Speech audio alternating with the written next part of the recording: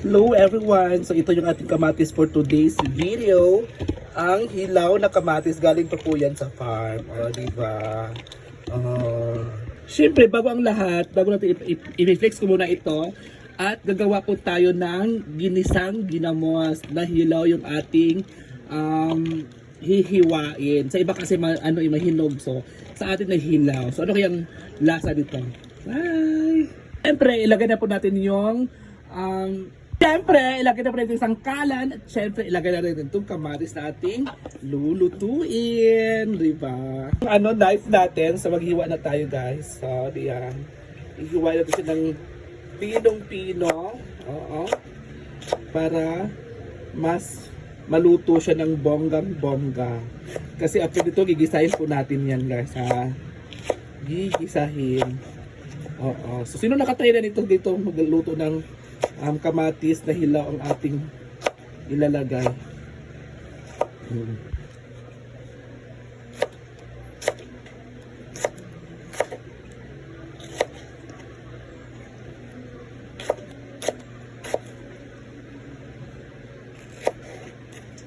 Siyempre, tapos natin maghiwa ng kamatis at ito na po siya.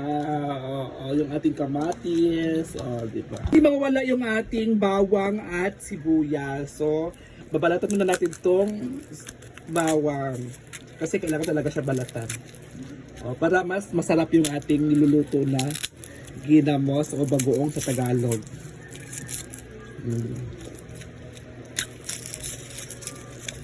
Diba? Pagkatapos nito, ito namang ating bawang or sibuyas.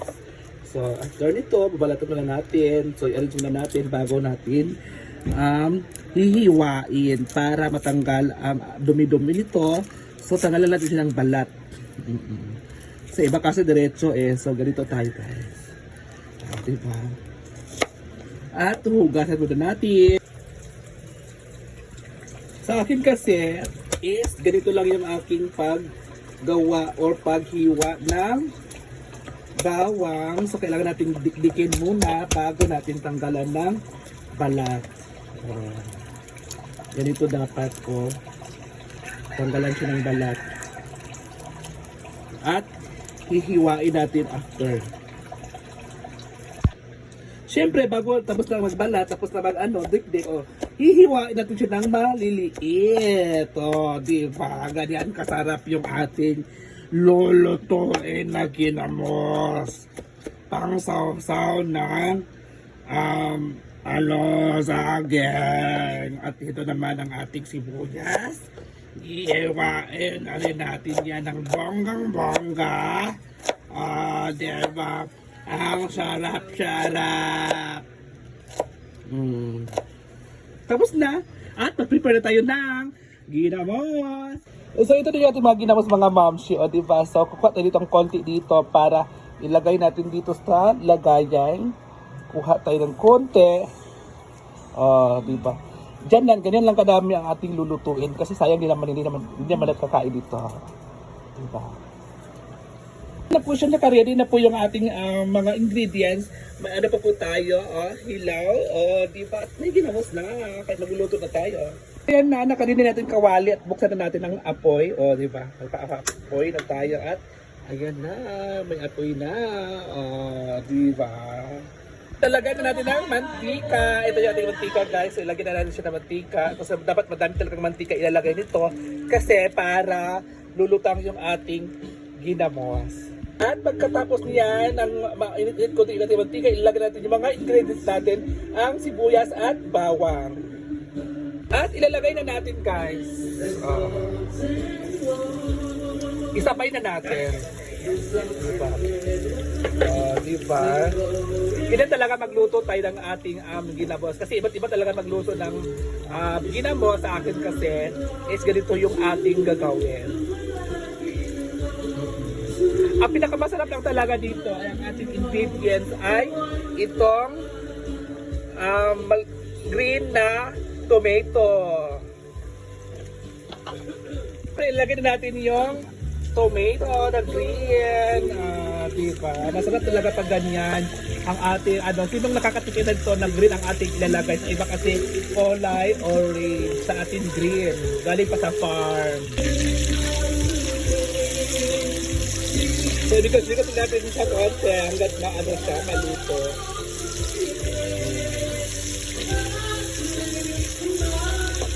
Dahil dyan, so luto na po siya. Dapat hindi dapat luto siya ng bonggang-bongga para crunchy din yung ating tomato para masarap. At ilalagay na natin itong ginamos. So, diba?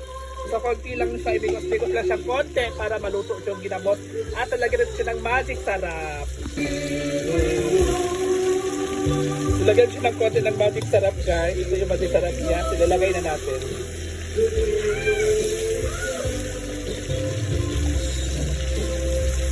Luto na siya. Luto na siya, guys. So, ayan. Ilalagay na natin yung, ipanto na natin siya sa saging. Tapos na siya. So, kukunin na natin at transfer natin sa lagayan, guys. Ayan yung lagayan natin. Tanggalin mo na natin siya sa pinapos. Hindi ko ba siya niluto ng bonggang-bonggang kamatis kasi para medyo crunchy din siya. Diba? So, ayan mga moms. So, ayan guys, may mais po tayo. Pwede po natin lagyan yung ating kawali or ng ating ng kanin. Kasi maggamit din naman po. Ito yung ginagawa namin dati sa bata pa kami. Kasi masarap naman talaga dito. Guys, ito yung bahaw. Ilalagay natin sa kanin natin para makain din natin. Sayang din kasi yung sabaw ito. Diba? Makakain natin yan guys, ang sarap. So wala kita sa lechon.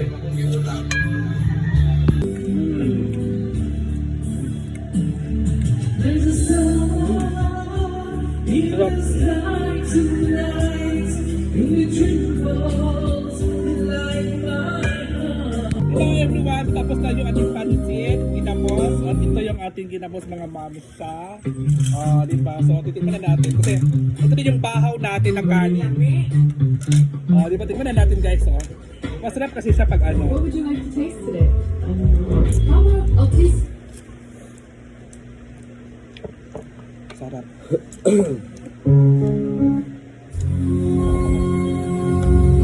Sa iba kasi masarap to i-partner sa saging. Sa akin kasi kanin ang sarap. Mais din. Ang sarap.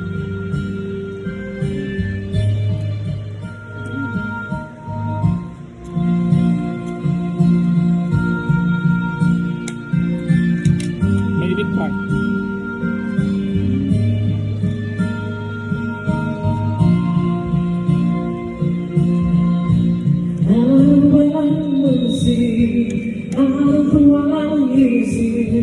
Just the words you provided me by my side. I just wanna hate you. I just wanna take you. I just wanna be the one to cry.